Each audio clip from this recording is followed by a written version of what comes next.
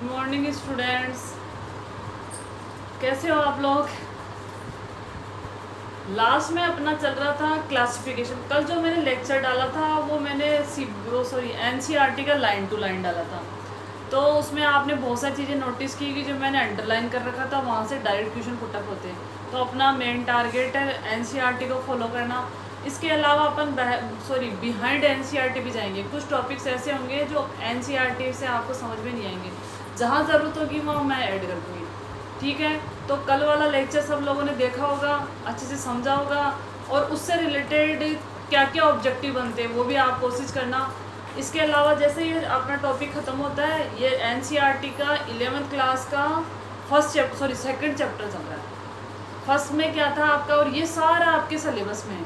अपन क्या करेंगे, जहाँ ज़रूरत होगी वहाँ बिहाइंड एनसीईआरटी भी जाएंगे। ठीक है, तो अपन ने लास्ट में देखा था प्रोटिस्टा क्या होता है। प्रोटिस्टा के अलावा कौन कौन से प्रोटिस्टा, अमीबीय प्रोटिस्टा, कसाबीय प्रोटिस्टा। इसके अलावा प्रोटिस्टा के अंदर जैसे अमीबीय प्रोटिस्टा था। अब अपन देखेंगे फंजाई। फंजाई में कल मैंने आपको कुछ एक्सप्लेन किया था कि फंजाई वो होते हैं जो कहाँ उगते हैं, आपके ऐसी जगह डेड और डीके पार्ट, मृत जीवी होते हैं, मृत कोशी होते हैं, परजीवी होते हैं। अब अपन कंटिन्यू देखेंगे कि फंजाई में कौन कौन से एग्जाम्पल्स है या फंजाई को कितनी क्लासों में बांटा गया। तो वो अपन देखते हैं आगे कि फंजाई की क्लासें कौन कौन सी, कितनी सब क्लासों में बांटा गया, वो सारा अपन डिटेल से देखेंगे। इसके अलावा मैं आप लोगों को ये कहना चाहूँगी कि मैं बीच बीच में ऐसे लाइव लेक्चर भी होंगे और साथ साथ में कैसे होंगे, जैसे कल मैंने दिया था वैसा। उससे क्या होगा, आपको आइडिया लग जाएगा कि एनसीईआरटी में कैसे क्या दे रखा है। इसके अलावा जो डायग्राम थे वो भी एनसीईआरटी में दे रखे थे। तो जो डायग्राम्स है उनको आपको फोकस करना है। कई बार क्या होता है, आपके जैसे पैरामीशियम दे दिया आपका सपोज, और उससे आपसे उस फिगर को देख के ये पूछेगा ये किसका फिगर है, लेबल कीजिए। या फिर एक फिगर देख के बोल देगा कि गिवन फिगर, ये जो चित्र दे रखा है ये किससे संबंधित है, 4 नाम दे देगा। तो आपको एनसीईआरटी के डायग्राम भी ध्यान रखना। कम से कम 3-4 क्वेश्चन ऐसे आते हैं जो डायग्रामेटिक होते हैं, तो आपको ये सब चीज़ें ध्यान रखनी पड़ेगी। अब अपन देखते हैं फंजाई। तो अपन ने फंजाई में देखा था कि फंजाई में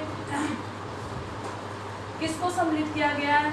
इसके अलावा फंजाई में कौन कौन है आते हैं। मृत जीवी क्या होता है, परजीवी क्या होता है। पहले 2 टर्म देख लो। मृत जीवी, पहला है मृत जीवी, दूसरा है परजीवी। ये आपके बाद में भी काम आएंगे, तो इनको अपन दोनों को डिटेल। सबसे पहले मृत जीवी। मृत जीवी का मतलब होता है वो फंजाई या कोई भी, ज़्यादातर क्या होती है आपकी फंजाई मृत जीवी होती है। तो जो मृत पदार्थ होंगे उनसे अपना भोजन बनाए। मृत पदार्थों से अगर अपना भोजन बनाए तो उसे क्या कहेंगे, अपन मृत जीवी कहेंगे। परजीवी, परजीवी का तात्पर्य है, परजीवी से तात्पर्य होता है जो दूसरे के शरीर से या दूसरे पे निर्भर हो। परजीवी, दूसरे पे निर्भर होने वाला क्या हो जाएगा आपका परजीवी। तो इसमें क्या होगा आपका, परजीवी 2 प्रकार के होते हैं, अंतः परजीवी और बाह्य परजीवी। अंतः परजीवी, दूसरा होगा आपका बाह्य परजीवी।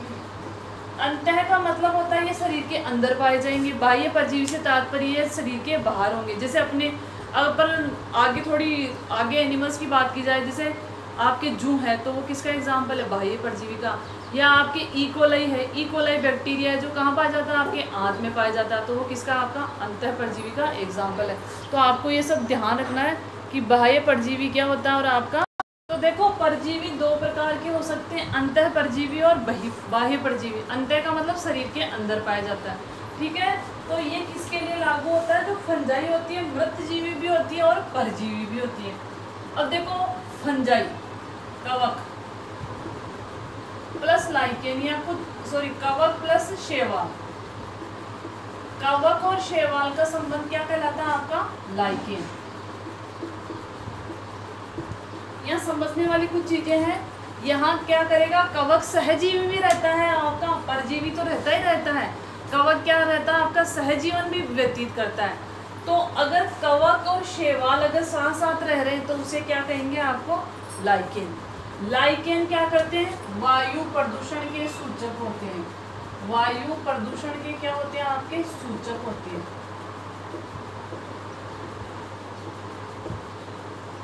इससे क्या तात्पर्य है कि जहां जहां वायु प्रदूषण होगा, एयर पोल्यूशन होगा, वहां लाइकेन ग्रो नहीं करेंगे, वहां लाइकेन की वृद्धि नहीं होगी। तो ये है आपके लाइकेन। शैवाल और कवक का सहजीवी संबंध, शैवाल और कवक का सहजीवी संबंध क्या कहलाता है, आपका लाइकेन। ठीक है। अब होता है कवक अगर जड़ से संबंध बनाए, जड़ कौन से, जिम्नोस्पर्म, जिम्नोस्पर्म पादप, जिम्नोस्पर्म। अगर कवक क्या करे, जिम्नोस्पर्म पादपों की जड़ों से सहजीवन के साथ रहे या सहजीवी की तरह रहे, तो उसको संबंध को क्या कहेंगे अपन, माइकोराइजा, माइकोराइजा। समझना बेटा इसको। देखो अगर कवक क्या कर रहा है, जड़ के साथ संबंध बना रहा है, तो उसे कहेंगे अपन माइकोराइजा। अब ये दोनों कैसे होते हैं आपके, सहजीवी संबंध होगा। शैवाल भाग होगा, शैवाल क्या करेगा इसको, शैवाल में क्या होता है आपके, हरित लवक होगा, तो ये भोजन बनाने में सहायता करेगा और ये इसको शरण देगा, शेल्टर देगा। ठीक है। या फिर ये कह सकते हैं ये कवक क्या करेगा, आपके जो भी आपके खनिज लवणों का अवशोषण है उसमें सहायता करेगा। इधर क्या है, जड़ें हैं, जड़ें इसको आवाज देगी और क्या करेगा ये खनिज लवण अवशोषण में। तो ये दोनों टर्म ध्यान रखना। लाइकेन क्या होता है आपका, माइकोराइजा क्या होता है। ये अच्छे क्वेश्चंस है और डायरेक्ट पूछे जाते हैं। और इसमें पूछा जाता है कि शैवाल और कवक का संबंध क्या कहलाता है। इसके अलावा कवक और जो उच्च कोटि के पादप या जिम्नोस्पर्म की जगह उच्च पादप भी आ सकते हैं। उच्च पादप, पादपों का संबंध क्या कहलाता है आपका, माइकोराइजा। माइकोप्लाज्मा अलग होता है, माइकोराइजा अलग होता है, ये ध्यान रखना, कंफ्यूजन मत होना। ठीक है।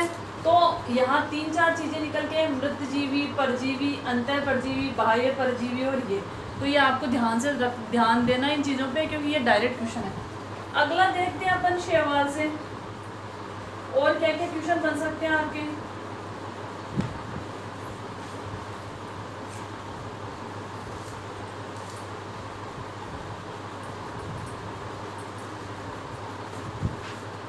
अगला है आपका जो शैवाल क्या, फंजाई। जो फंजाई होते हैं उनमें जनन, फंजाई में जनन, कवक में जनन। तो कवक में किन किन विधियों से जनन होता है। अब देखो सबसे पहले है कायिक जनन। कायिक जनन बाकायदा एनसीईआरटी में दे रखा है, लाइन टू लाइन दे रखी है। कायिक जनन, देखो कायिक जनन क्या होता है, जो कायिक भाग होते हैं, जड़, तना या पत्ती। अगर उच्च कोटि के पादपों की बात की जाए तो कायिक जनन में क्या होगा, जो शैवाल का कवक जाल होगा, कवक जाल, ये क्या हो गया आपका, कवक जाल हो गया। और एक को क्या बोलेंगे अपन, हाइफी,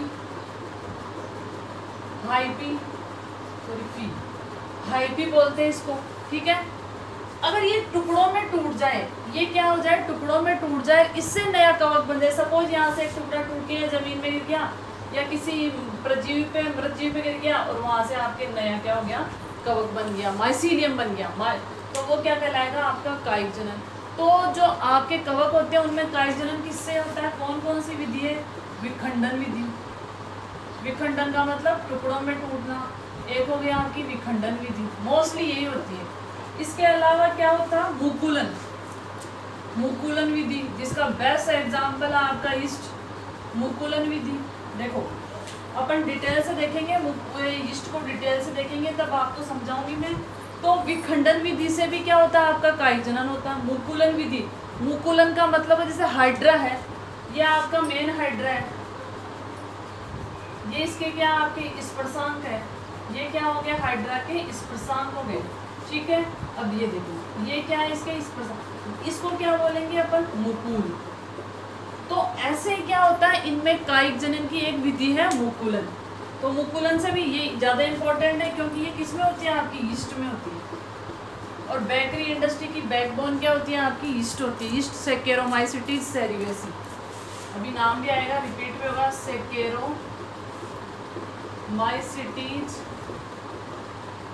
सेरीवेसी, सेरीवेसी ये है आपका ईस्ट का पूरा नाम। कई बार पूछ लिया जाता है कि ईस्ट का क्या नाम है, या ईस्ट तो सभी जानते हैं, ये है। तो काइजन किससे हुआ? मुकुलन विधि से और आपका विखंडन विधि से। इसके अलावा अलैंगिक जनन, तीन, इसमें क्या होगा? तीनों जनन होंगे। अलैंगिक जनन, अलैंगिक जनन किससे होगा आपके? ये बेसिक फंडा है। अलैंगिक जनन किससे होगा आपके? कोनिडिया, एक स्पेसिफिक संरचना होती है कोनिडिया। ऐसी संरचना होती है जिसको कोनिडिया बोलते हैं। इसमें बहुत सारे जू स्पॉट्स प्रेजेंट होंगे। इस कोनिडिया का दूसरा नाम है चल बीजाणु, चल बीजाणु। इसको क्या कह सकते हैं अपन? चल बीजाणु भी कह सकते हैं। ठीक है, ये था आपके अलैंगिक जनन। इसके अलावा बीजाणुधानी के द्वारा एक संरचना और होती है बीजाणुधानी, बीजाणुधानी। तो कवकों में जो अलैंगिक जनन होता है वो किस किस विधि के द्वारा हो सकता है? कोनिडिया, चल बीजाणु या बीजाणुधानी के द्वारा क्या हो सकता है? आपका अलैंगिक जनन। अब आप क्या सोचते हो, क्या कवकों में लैंगिक जनन नहीं होता? होता है। कवक में भी आपका क्या पाया जाता है? आपका लैंगिक जनन पाया जाता है। वो किस विधि से होगा वो अपन देखते हैं। अब देखते हैं कवक में लैंगिक जनन। ये इंपॉर्टेंट है, सारे ध्यान रखना। कवक में लैंगिक जनन, लैंगिक जनन, यहां कुछ टर्म होगी वो आपको ध्यान रखना है। लैंगिक जनन निश्चेष्ट बीजाणु, निश्चेष्ट बीजाणु किससे हो रहा है? निश्चेष्ट बीजाणु से हो रहा है। इसके अलावा एस्कस बीजाणु, एस्कस बीजाणु। इसके अलावा बेसिडियम बीजाणु, ये बीजाणुओं के प्रकार है, आपको याद रखना पड़ेगा। बेसिडियम बीजाणु, बेसिडियम बीजाणु।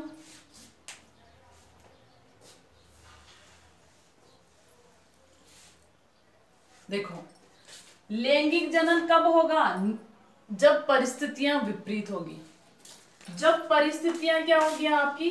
विपरीत होगी, तब क्या होगा? आपका लैंगिक जनन होगा। तब क्या होगा? आपका लैंगिक जनन होगा। कौन कौन से बीजाणुओं से? निश्चेष्ट बीजाणु। निश्चेष्ट का मतलब अक्रिय पड़े हैं, वो सक्रिय नहीं है। एस्कस बीजाणु, ये और ये सेम से होते हैं। बेसिडियम, देखो बेसिडियम बीजाणु क्या होगा? जैसे आपके ये है, ये मेन आपका फंगल बॉडी है, तो इसमें कुछ बीजाणु नामक संरचनाएं बन जाएगी। इनके चारों ओर क्या होगा? श्लेष्मा का आवरण होगा। इसे कहते हैं अपन बेसिडियम बीजाणु।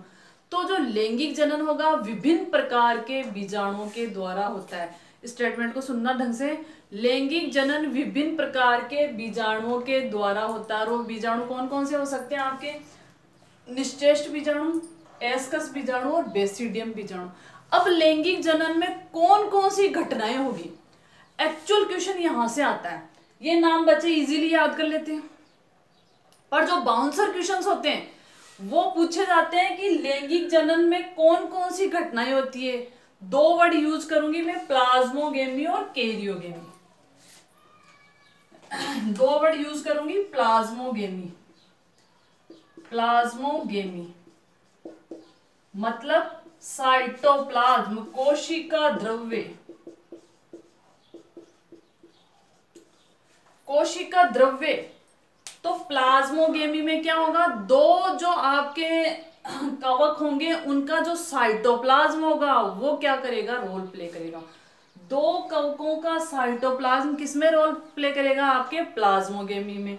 ठीक है, कोशिका द्रव्य क्या हो जाएगा? आपका एक्सचेंज। देखो लैंगिक जनन के लिए क्या होगे? दो लिंग की आवश्यकता होती है।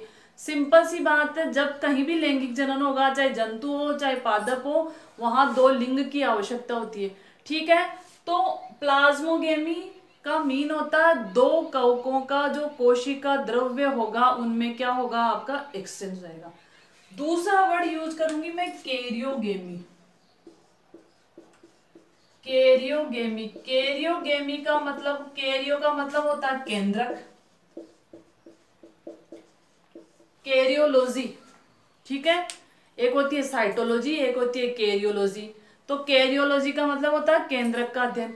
तो ये क्या कह रहा है, कैरियोगेमी का मतलब हुआ दो जो आपके कवक होंगे उनके केंद्रकों का एक्सचेंज, उनके केंद्रकों का एक्सचेंज क्या कहलाएगा आपका, कैरियोगेमी। तो लैंगिक जनन में दो महत्वपूर्ण घटनाएं होती है, प्लाज्मोगेमी और karyogamy. It is very very important. ये दोनों क्या आपके इंपॉर्टेंट है, ठीक है। अब जब प्लाज्मोगेमी और कैरियोगेमी होती है तो कौन कौन सी घटनाएं घटित होगी वो भी अपन को देखनी पड़ेगी। कौन सी स्ट्रक्चर बनेगी, एन बनेगी, 2n बनेगी, कोशिका द्रव्य का विभाजन होगा, ये सारे अपन देखेंगे। अब देखो युग्मक जनन होगा, युग्मक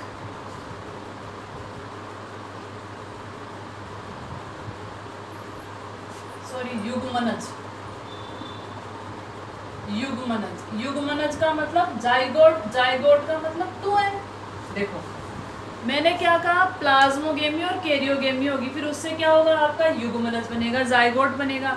जाइगोट कैसा होता है अपना, 2n होता है, ये अपन को ध्यान रखना है। तो अब क्या होगा, क्या ये 2n ही रहेगा, क्योंकि आपको पता है अगर क्रोमोसोम्स की संख्या को निश्चित रखना है तो क्या होना चाहिए आपके, अर्धसूत्री विभाजन। क्या होना चाहिए, वो विभाजन अर्धसूत्री विभाजन। मैंने एक वर्ड यूज किया, अर्धसूत्री विभाजन, अर्ध यानी आधा।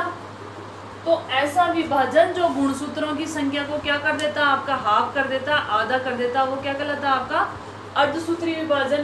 तो युग्मनज में क्या होगा आपका, अर्धसूत्री विभाजन होगा। It is important. जाइगोट में अर्धसूत्री विभाजन होता। अगर उच्च कोटि के पादपों की बात की जाए तो पहले युग्मनज बनते हैं और उसके बाद में जाइगोट का फॉर्मेशन होगा, ठीक है।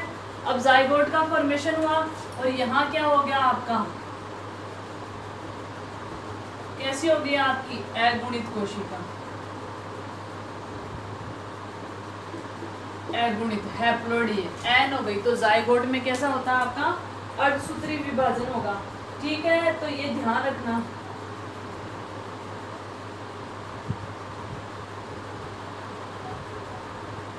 अब देखो अपन देखते हैं कवकों का वर्गीकरण, क्लासिफिकेशन देखते हैं अपन कवकों का वर्गीकरण। ये बहुत इंपॉर्टेंट है, यहाँ छोटे छोटे बहुत सारे क्वेश्चन बनेंगे। तो अपन देखते हैं कवकों का वर्गीकरण। कवकों का वर्गीकरण वो किस बेस पे किया गया, किस आधार पे किया गया, वो भी अपन देखेंगे। तो कवकों का जो वर्गीकरण किया गया है वो किया गया है कवक जाल की आकृति, सॉरी आकार की, कवक जाल की आकार की, आकार की मतलब कवक जाल कैसा दिखता है, सिंगल है, शाखाओं में बटा हुआ है, बीच में सेप्टा उपस्थित है, उसके आधार पर। दूसरा है आपका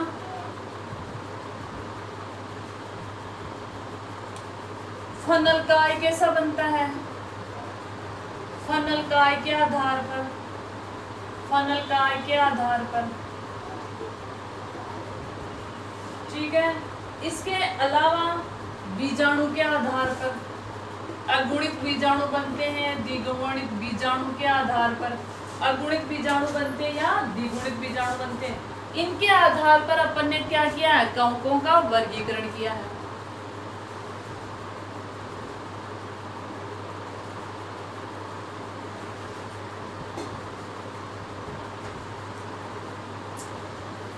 कवकों का वर्गीकरण किया है अपन ने कवक जाल की आकार की। कवक जाल कैसा है, सपोज ऐसा है, या शाखाओं में बटा हुआ है, या फिर ये जैसे कवक जाल है, इसके बीच बीच में क्या है, सेप्टा प्रेजेंट है, कैसा है, इसके आधार पर।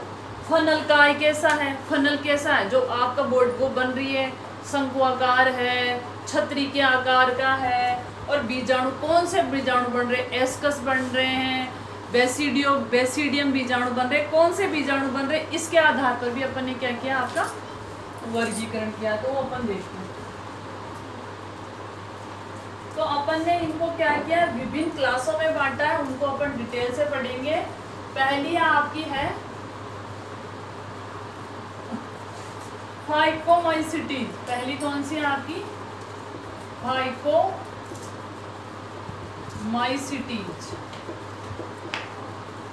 पहली क्लास है आपकी फाइकोमाइसिटीज। अब सबसे पहले देखते हैं ये वाले कवक आवास क्या होता है, इनका आवास क्या होगा। सड़ी गली वस्तुएं, सड़ी गली वस्तुएं, इसके अलावा लकड़ी, लकड़ी में भी लग सकता है, लकड़ी, नम स्थानों, नम स्थानों, सीलन वाले स्थान जहाँ नमी रहती है, सीलन में। ये सिंपल सा क्वेश्चन है और कई बार आ जाता है। आवास कैसे होगा फाइकोमाइसिटीज का, सड़ी गली वस्तुओं पे उग जाएंगे, लकड़ी पे उग जाएंगे, नम स्थानों पे उग जाएंगे, जहाँ नमी होगी वहां भी क्या हो जाएंगे आपके, उग जाएंगे। ठीक है, अब देखो यहाँ से एक अच्छी टर्म का यूज किया जाता है। ये कैसे होता है, अविकल्पी परजीवी, अविकल्पी परजीवी। देखो ये क्या है, इनके लक्षण चल रहे हैं। पहले अपन ने आवाज देख लिया, अब अविकल्पी पर देखो, एक होता है विकल्प और एक होता है अविकल्प। सपोज आपके किसी सब्जेक्ट के 2 टीचर हैं, ठीक है। जैसे अभी मैं सपोज आपको बायोलॉजी पढ़ा रही हूँ नीट में, हिंदी मीडियम में, ठीक है। अगर आपको कहीं से दूसरा टीचर भी पढ़ाने लग जाए तो क्या होगा, वो विकल्प हो गया। वो क्या हो जाएगा आपका विकल्प। अविकल्पी, अविकल्पी का मतलब मैंने नोटिस किया है कि जो नीट की क्लासेस चलती है मोस्टली जो टीचर्स है वो इंग्लिश मीडियम में पढ़ाते हैं, वो हिंदी का यूज करते हैं, पर जो रिटर्न मैटर होता है वो इंग्लिश में चलता है। तो अभी मैं पढ़ा रही हूँ, मेरे हिसाब से मैं तो ये कहना चाह रही हूँ कि हिंदी मीडियम की क्लासें मैंने नहीं देखी। तो अविकल्पी मतलब मेरा कोई विकल्प नहीं है, हिंदी मीडियम में सिर्फ नीट की क्लासें मैं ही ले रही हूँ, तो मैं कैसी हो गया आपके लिए अविकल्पी। अगर मैं नहीं आऊँगी तो आपके पास हिंदी मीडियम में बायोलॉजी पढ़ने का कोई विकल्प नहीं है। तो ये कैसा होता है अविकल्पी। सपोज ये सड़ी गली वस्तु पे कोई कवक उग रहा है, अब अगर सड़ी गली वस्तुएं नहीं होगी तो ये कवक ग्रो नहीं करेगा, मतलब विकल्प नहीं है उसके पास, कोई ऑप्शन नहीं है, एक ही ऑप्शन है, तो वो कैसा हो गया आपका अविकल्पी। दूसरा वर्ड यूज करते हैं विकल्पी। विकल्पी का मतलब एक नहीं तो दूसरा सही। सपोज आपके पास फोन है, खुद का फोन है, या आपके पास फोन नहीं है, ठीक है, आपके घर वाले हैं, आपके भैया के पास भी फ़ोन है, मम्मी के पास भी 4G फ़ोन है, ठीक है। अब क्या हुआ, आप को ऑनलाइन क्लास ले रहे हो तो क्या हुआ, किसी के पास दूसरा नेटवर्क है किसी, तो आपकी क्लास चलते चलते बीच में क्या हो गया, आपके नेटवर्क चला गया, ठीक है। अब नेटवर्क चला गया तो आप भैया से, सपोज भैया वाले में नेटवर्क चला गया तो आप क्या कर सकते हो, मम्मी से रिक्वेस्ट करके मम्मी वालों से आप क्लास देख सकते हो। तो वो क्या हो गया आपका विकल्प है आपके पास, ठीक है। तो ये दोनों में डिफरेंस है, विकल्पी और अविकल्पी। ये टर्म बार बार यूज आएगा। तो ये कैसे होते हैं, अविकल्पी होते हैं, ठीक है। अब देखो अपन ने जो वर्गीकरण का आधार देखा था कि इनका कवक जाल कैसा होता है, कवक जाल होता है अपट्टीय, मतलब ऐसे बीच में सेप्टा नहीं होंगे। अपट्टीय, बहुकेंद्रकीय, सिंसिनियम बहुकेंद्रकीय, मतलब कवक जाल में एक से ज्यादा केंद्रक या एक कोशिका में एक से ज्यादा क्या हो गया आपके केंद्रक उपस्थित होंगे। तो कैसा होगा आपका बहुकेंद्रीय, ठीक है। अविकल्पी होंगे फाइकोमाइसिटीज, अपट्टीय होंगे, बहुकेंद्रकीय होंगे। अब इनमें जनन किस किस विधि से हो सकता है, लैंगिक जनन, अलैंगिक जनन और कायिक जनन। देखते हैं कौन सा क्या होता है आपका। तो इनमें जो अलैंगिक जनन होगा, अलैंगिक जनन फाइकोमाइसिटीज में अलैंगिक जनन होगा आपका चल या अचल बीजाणुओं के द्वारा, चल व अचल बीजाणुओं के द्वारा। किससे होगा, या तो चल बीजाणुओं से हो सकता है या अचल बीजाणु से। तो फाइकोमाइसिटीज में लैंगिक जनन अलैंगिक जनन किससे होगा, चल या अचल बीजाणुओं के द्वारा हो सकता है।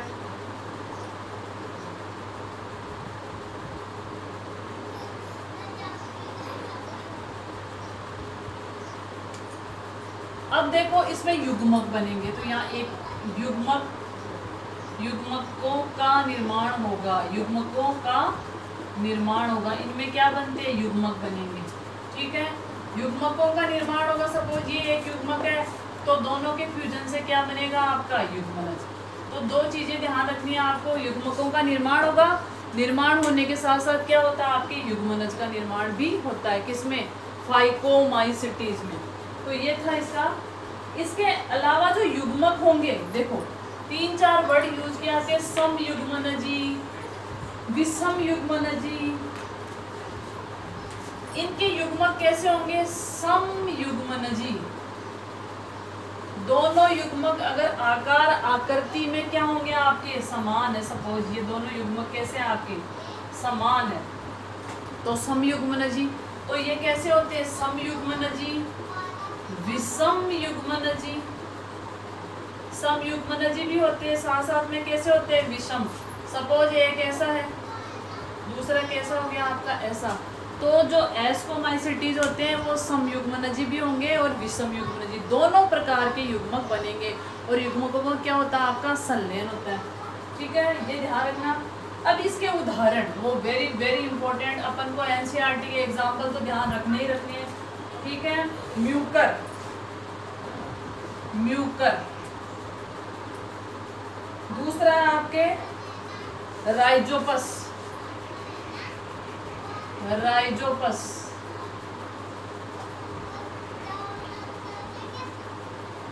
राइजोपस को क्या बोलते हैं, रोटी कवक, रोटी कवक। रोटी पे जो भूफण आ जाती है, फंगस लग जाती है, रोटी ब्लैक ब्लैक हो जाती है, वो कौन होता है आपके राइजोपस होता है। ठीक है, इसके अलावा एल्बुगो,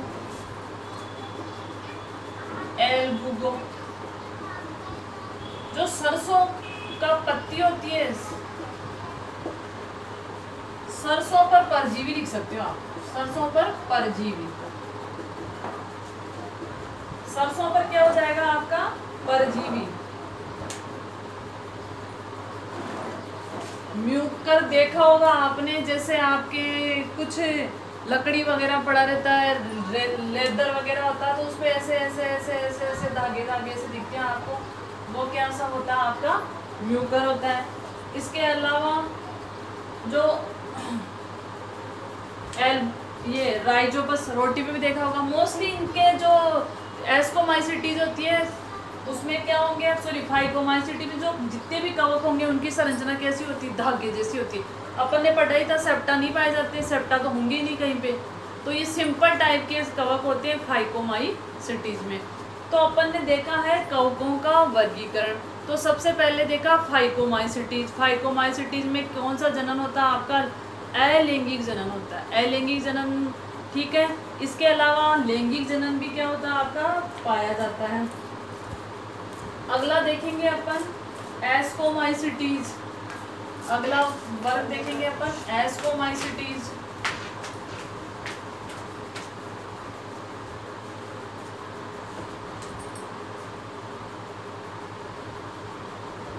एस्कोमाइसिटीज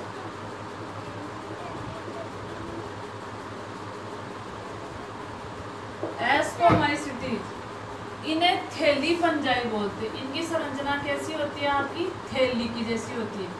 इनको क्या बोला जाता है आपका थैली फंजाई, क्योंकि इनकी संरचना थैले जैसी होती है इसलिए इनको थैली फंजाई कहा जाता है। और ये बहुत कम पाए जाते हैं, कम पाए जाते हैं, कम संख्या में पाए जाते हैं, ये ध्यान रखना, कम संख्या में उपस्थित होते हैं।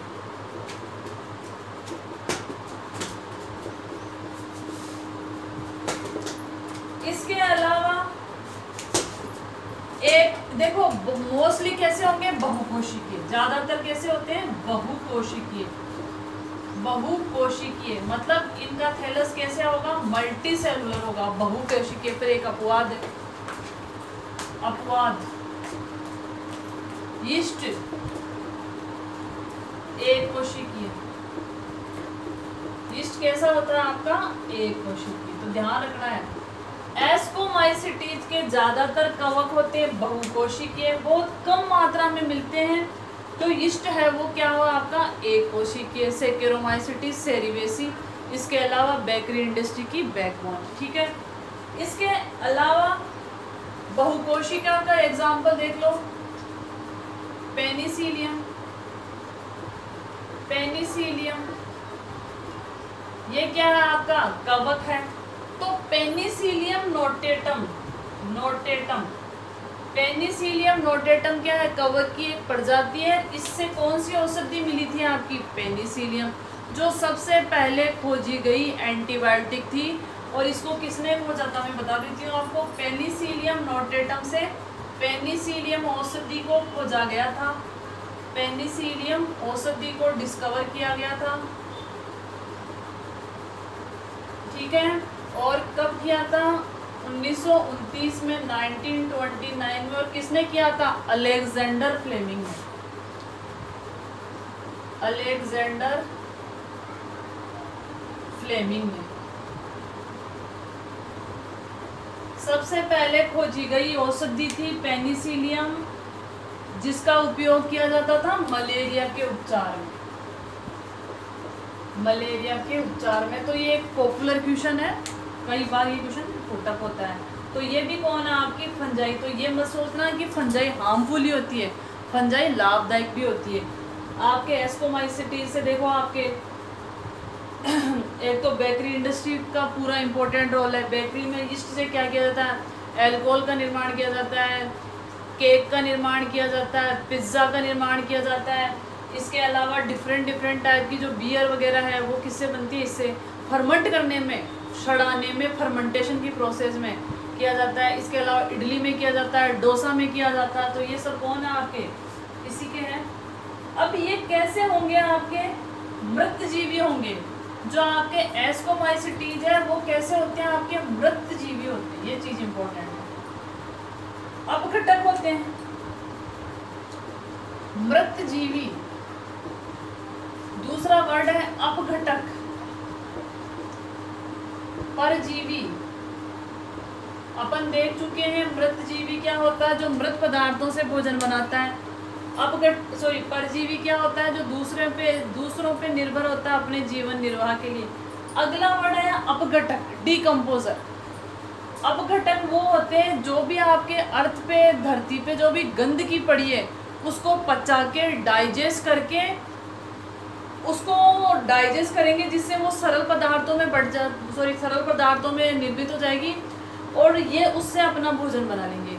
और पृथ्वी पे क्या हो जाएगी आपकी? वो गंदगी फ्री। तो अपघटक वो होते हैं, इनको पृथ्वी के सफाई कर्मचारी भी कहते हैं। अपघटक को पृथ्वी के सफाई कर्मचारी भी कहते हैं, क्योंकि जो भी आपकी गंदगी होती है उसको डाइजेस्ट करके खुद का फूड बना लेते हैं। ये क्या करेंगे? जो अपघटक होते हैं, जैसे आपका काऊ डंग पड़ा है, गोबर पड़ा है, तो 3-4 दिन 5 दिन के बाद वो फटाफट आप देखते हो कि गायब हो गया, मिट्टी में कन्वर्ट हो गया। क्यों? क्योंकि ये अपघटक क्या करते हैं? इसमें फंजाई भी अपघटक में आती है, बैक्टीरिया भी आते हैं। अपने जो एंजाइम होते हैं उस पर रिलीज करेंगे, उसको वहां से डाइजेस्ट करेंगे और फिर उसको लेंगे। इंजेस्टिव मोड ऑफ न्यूट्रिशन नहीं होता इनमें। पहले क्या करेंगे? बाहर अपने एंजाइम रिलीज करे, उसको डाइजेस्ट किया और फिर उसको लेंगे। तो ये अपघटक भी होते हैं। तो एस्कोमाइसिटीज कैसे होंगे? मृतजीवी, अपघटक, परजीवी। स्लमरागी, देखो स्लम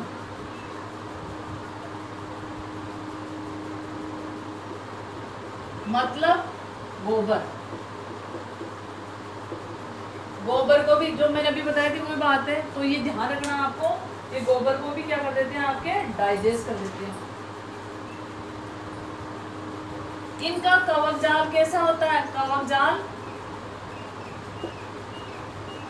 शाखीय, शाखाओं में बटा होगा, वह पट्टी होता है। बीच बीच में क्या पाए जाएंगे? आपके पट पाए जाएंगे। देख लेते हैं कैसे क्या होता है। ये बहुत इंपॉर्टेंट क्लास है एस्कोमाइसिटीज। यहाँ से बहुत सारे क्वेश्चन बनते हैं। जब क्वेश्चन कवक में से आता है तो यहाँ से आता ही आता है। शाखाओं में बटे हुए हैं और शाखाओं के बीच बीच में क्या होंगे आपके पट्ट पाए जाएंगे, सट्टा पाए जाएंगे। तो ये कौन है आपके एस्कोमाइसिटीज। अब देखते हैं इनमें अलैंगिक, लैंगिक या कायिक जनन जो भी होता है।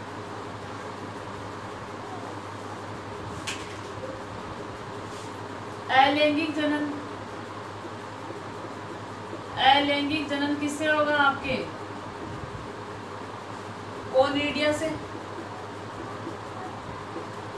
अलैंगिक जनन किससे होता है कोनिडिया, जो एक प्रकार की बीजाणु है। कोनिडिया कहाँ बनते हैं कोनिडियोधर पे, कोनिडियोधर,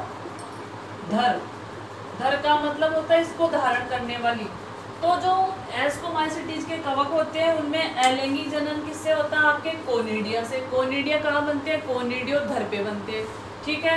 इसके अलावा किस किस से हो सकता है लैंगिक जनन, इसमें एक ही दे रखा आपका लैंगिक जनन। अगला देखते हैं अपन लैंगिक जनन। लैंगिक जनन किससे होगा आपके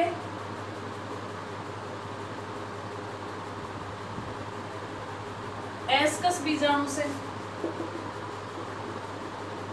एस्कस बीजाणु से लैंगिक जनन किससे होगा आपके एस्कस बीजाणु से होगा, ठीक है।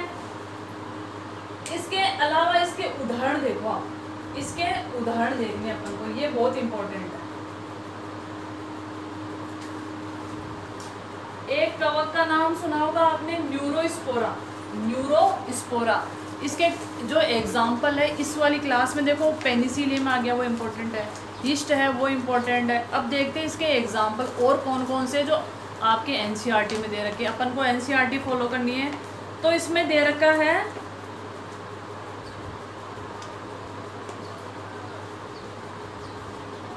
एस्परजिलस, एक एग्जाम्पल दे रखा है आपका एस्परजिलस।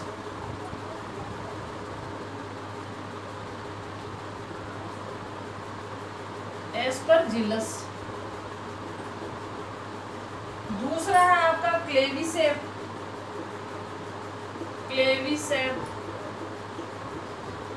एस्परजिलस, क्लेविसेप और Neurospora. Neurospora very very important, Neurospora. ये क्यों इंपॉर्टेंट है क्योंकि जो जेनेटिक्स होती है, जेनेटिक्स में इसका बहुत यूज किया जाता है। न्यूरोस्पोरा कवक का जेनेटिक्स में यूज किया जाता है। इसको जैसे ड्रोसोफिला को क्या कहते हैं आप पादप जगत, जैसे जो मॉर्गन था, एक बार थोड़ा सा अपन डिटेल में चलेंगे।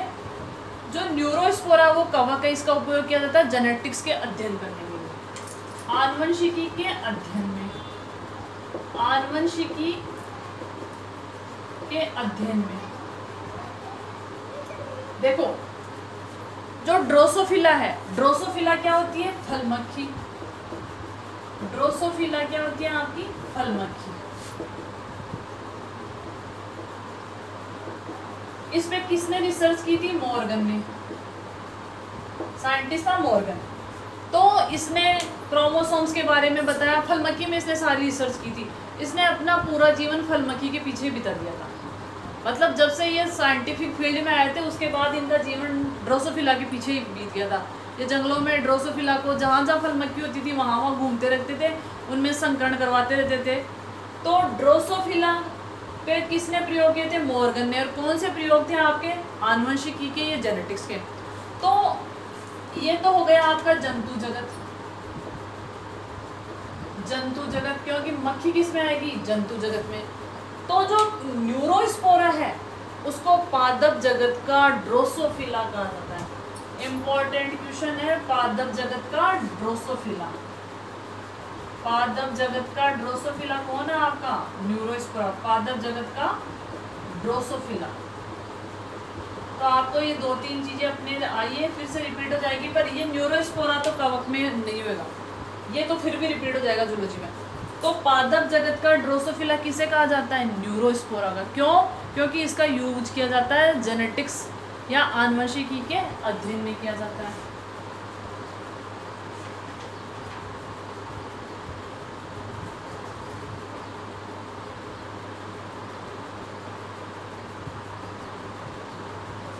अब इस वर्ग में कुछ शैवाल ऐसे हैं जिनको खाया भी जाता है, कुछ शैवाल ऐसे हैं जिनको खाया भी जाता है। वो कौन से हैं आपके? मोरिल और बफल। मोरिल और बफल क्या आपके खाने योग्य? मोरिल व बफल, ये दोनों कवक क्या होते हैं? खाने योग्य होते हैं, खाने योग्य। तो देखो ये जो मैंने आपको भी इतना पढ़ाया है, ये एनसीईआरटी के अंदर मुश्किल से आधा पेज है, मुश्किल से आधा पेज दे रखे हैं, ठीक है। इसीलिए अपन को बिहाइंड एनसीईआरटी जाना है, ठीक है। धन्यवाद, पढ़ते रहिए, घर पे रहिए, शेयर करिए, चैनल को लाइक्स और सब्सक्राइब कीजिए। Thank you.